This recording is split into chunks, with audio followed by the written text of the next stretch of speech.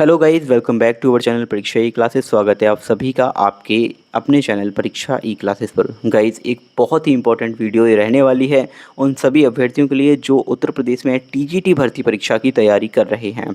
देखिए, उत्तर प्रदेश शिक्षा सेवा चयन आयोग का गठन हो चुका है और उसके बाद से वो पूर्ण रूप से जो कार्यरत है अपने सभी परीक्षाओं को कराने में। तो यहाँ पर बहुत ही इम्पोर्टेंट एक जो नियमावली है रिगार्डिंग उत्तर प्रदेश अधीनस्थ शिक्षा सेवा नियमावली 2026, जो कि आपकी प्रशिक्षित स्नातक श्रेणी यानी टीजीटी लेवल की जो नियमावली है वो यहाँ पर संशोधित रूप उसका प्रस्तुत किया गया है, संशोधित करके जारी की गई है।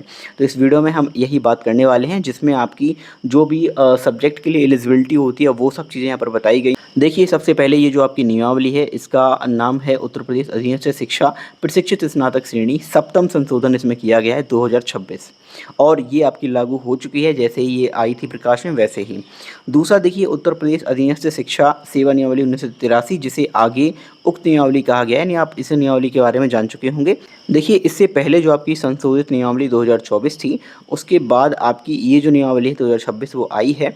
अब आपको यहाँ पर दोनों में बताया जाए कि विद्यमान नियम क्या था, किसी भी विषय के लिए क्या आपके पास एलिजिबिलिटी होनी चाहिए और उसमें नया नियम क्या ऐड किया गया है। गाइस, यहाँ पर आप देख पाएंगे तो आपको संशोधित नियमावली 2024 के अनुसार और जो आपकी आरटीई एक्ट है 2009, इसके अलावा एनसीटीई अधिनियम जो कि संशोधित हुआ था 2014, इसके अकॉर्डिंग करंट में अब आपकी जो एलिजिबिलिटी रहने वाली है उसके बारे में बताया गया है। तो यहाँ पर हम विषयवार जो भी आपकी एलिजिबिलिटी है यानी कि क्या क्या आपके पास होना चाहिए एक टीजीटी टीचर बनने के लिए उसके बारे में डिटेल से डिस्कस करेंगे।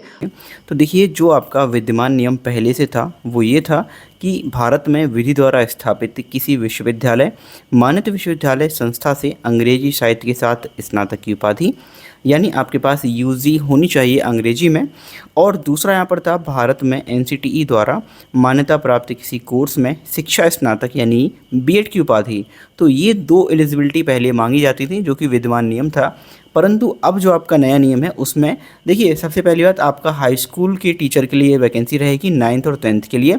अर्थात पहले आपको क्या है 1 से 6 से लेकर 10 तक पढ़ाना होता था बच्चों को, लेकिन अब यहाँ पर साफ साफ लिख दिया है कि 9 और 10 के लिए है। तो अब क्या एलिजिबिलिटी है नई वाली वो देख लेते हैं। भारत में विधि द्वारा स्थापित किसी विश्वविद्यालय, मान्यता विश्वविद्यालय या संस्था से अंग्रेजी साहित्य के 50% अंकों सहित स्नातक अथवा स्नातकोत्तर की उपाधि।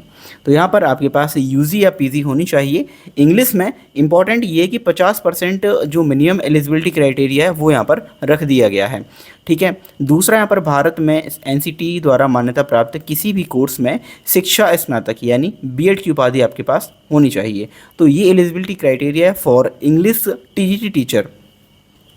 सो आई होप आपको ये जो एलिजिबिलिटी क्राइटेरिया वीडियो है ये समझ में आया होगा। इसी तरह से हम और सभी विषयों की जो एलिजिबिलिटी क्राइटेरिया वीडियो वो अपलोड कर रहे हैं। इसके रिगार्डिंग एक प्लेलिस्ट भी मैं आप चैनल पर बना रहा हूँ, उस प्लेलिस्ट पर जाकर आप चेकआउट कर सकते हैं हर एक विषय की एलिजिबिलिटी क्राइटेरिया।